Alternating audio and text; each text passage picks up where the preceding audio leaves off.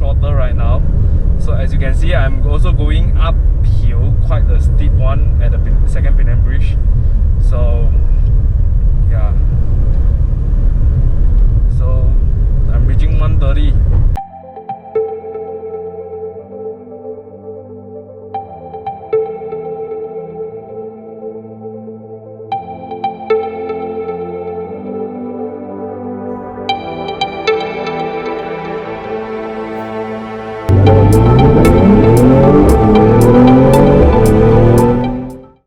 Yeah, everyone was saying, you know, the diesel is slow in a way. The 0 to 100 is only like around 10 seconds. It's freaking slow, and the 2.5 turbo is like 7 seconds. That's on paper, right? So let's see what it does in the real world. Okay, so I'm thinking of driving slightly enthusiastically to make my gearbox, knowing that I'm driving pretty enthusiastically and responds faster. Yeah, Mazda gearbox is sort of like keep on learning your driving behavior. If you drive like crazy, right, it will detect that you are driving so enthusiastically, right, that it will shift faster than what it normal be. So if let's say you are driving normally, right, the gearbox responds normally. If you are driving pretty fast and enthusiastically, then it will sort of like change the mapping a bit to make it like more, yeah. Anyway, on paper, to be honest, is 0 to 100 that important? Not really to me. Well, you don't do traffic light drag race every single time, and even if you do, right, you won't always get the first spot of the line, you know. You don't get that often daily. No, to me, right, torque is the most important stuff. Yeah, torque. Because why? When people tiong you, you need the torque to pull away from them if you want to pull away from them lah. Yeah, that's what I think. And torque actually helps. Oh yeah, we are going to single lane, my bad.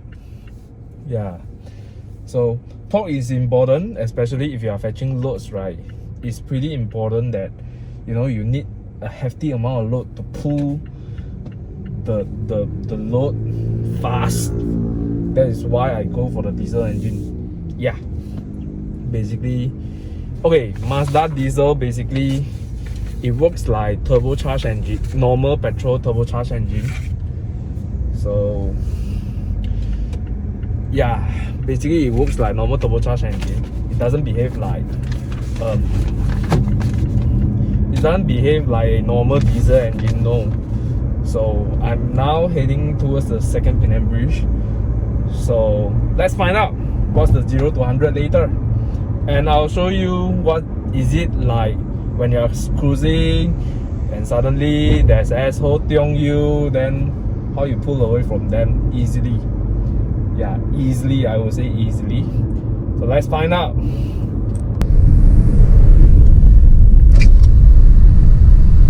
Okay, so I'm reaching the toll.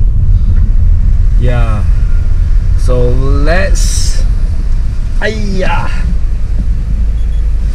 tell you, some stupid people designing the toll, right, should be slaughtered. So let me do something here. Okay, so 3, 2, 1, go.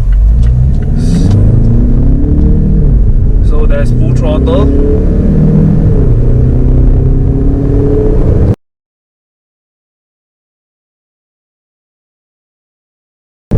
So that's 100. Yeah. So it was quite empty today. So yeah. Ouch! Plastics. Idiot. Okay, that's the 0 to 100. So as you can see, I was cruising at about 90 kilometers per hour. So let's say if suddenly there's some fucker wanna mess around with you, right? Then let's see what is it like to rev from, you know, this speed up to the overtaking speed. So there's no speed limit here. So what I'm gonna do is 3, 2, 1, go. Okay. Now I wasn't doing full throttle right now. So as you can see, I'm also going uphill, quite a steep one at the second Penang Bridge. So yeah. So I'm reaching 130. This was like 20 to 30% of throttle. It's pretty effortless. Yeah. So let's go back to the normal cruising speed that we have. Okay, and make a full throttle one to see how does it compare. And you will know why. Basically 2.5 turbo also does this, but it has less torque. It has only 420. So yeah, it's 30 Newton meters is negligible, but I believe the 2.5 turbo is also pretty much effortless. So let's now do the full throttle. Okay, go.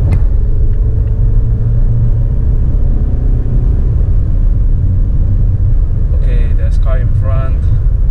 So okay, 130, go. So let's say I go. So it's a pretty clear stretch of road. Yeah, at 170 is still shifting. So in no time I will be hitting this speed. Yeah. No time I will be hitting this speed. Yeah. So yeah, just a tick easily. So that's full throttle. So of course, if you are wondering, if you are not pretty skillful enough, you don't have the skills to manage, you know, this sort of torque, don't try to fool around with the diesel. Yeah. I'm pretty much hinting the Honda Civic 1.5 turbo. Seriously, that car is no contest to this car. Despite, you know, this car is an SUV, it's an SUV, right? That car is no contest. Easily like 110 I go. So 110. This was like 30% throttle. Comfortably. Yeah. Easily I'm already, you know, yeah, that's illegal speed. Yeah. But anyway, I'm at the empty stretch of road, so it's pretty much safe, not much traffic here. MCO. Yeah. So basically, this is why I enjoy the diesel torque. So let's be sensible a bit. Of course, you will be seeing my fuel consumption. It has been dropping slightly. Okay, these numbers, 15.2 is heavy-footed. I would say heavy-footed, and many of city drivings. So basically, it hurts my fuel consumption quite a bit. Now, it also depends on the fuel that you use. So few days ago I tried with Caltex 05, right? Basically that sucks lah. It will, my top speed, I only managed to get the top speed of 170, but with Petronas, currently is the mixture of Caltex and Petronas. I prefer Petronas more. It's much more leaner, it's much more smoother, and of course I'm in the midst of doing fuel tests for different brands, but let's find out later lah. Basically, I'm currently using Petronas and I'm happy with it. Easily you can hit 200 km/h, no issue at all. Yeah. So I think that wraps up. So what do you think about driving the 2.2 diesel? It's fantastic fuel economy. 15 15.2 for a SUV this size. Come on, and heavy footed. This sort of fuel consumption that you are seeing, not much car can hit. And of course, the most important part is not about fuel consumption. The most important part is about the enjoyment of this torque, this performance figure. It's pretty nice to cruise around. Yeah, let's say, okay, put it this way, I'm cruising at 90 km/h. It's relaxing, it's quiet, not much of noise, there's none of wind noise, nothing. Comfortable. From driver point of view, it's pretty comfortable, but from passenger point of view, of course the diesel, the 2.5 turbo has 19-inch rims, so the ride is a bit firmer. Yeah, it's a tad firmer compared with the 2.0, 17-inch tire, but pretty much excited. And for those of you who has the money to spend on 2.5 turbo, take note, your fuel consumption is gonna hurt you a lot at the road tax. And one thing that I found with the 2.2 diesel and the 2.5 is that 2.5 turbo is that the brakes are slightly not so bitey. So that is the thing that you may wanna take note.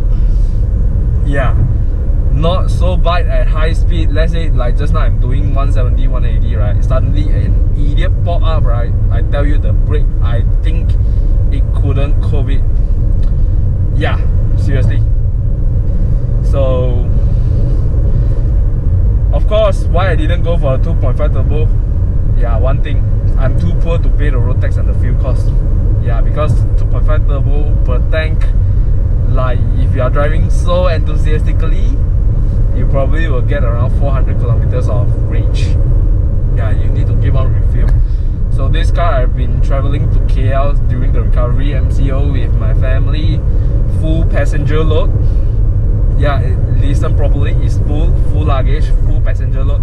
I went down to PJ to service my car. So that time, of course lah, you know, highway driving at 110. I was literally behaving at 110 for like 2 hours. I cannot tahan. I barely, you know, it's too boring and it's too tiring to drive at 110. So basically, I just tekan lah. So I think that wraps up the 0 to 100 overall experience with the 2.2 diesel. Overtaking performance, comfort, cruising. This is just a short driving review of this car. So see you guys in the next one. And by the way, in the next few days I'm gonna have my gearbox changed, so stay tuned on that. And I recently realized that my battery has been getting weaker, and during my startup the battery sign is there, so probably need to get it checked. And why I noticed this is because when I activated auto stop, right, normally it will last maximum 2 minutes waiting at traffic light without starting the engine, but recently the engine kicks off pretty fast at 15 or 30 seconds. So I suspect the battery is getting weak.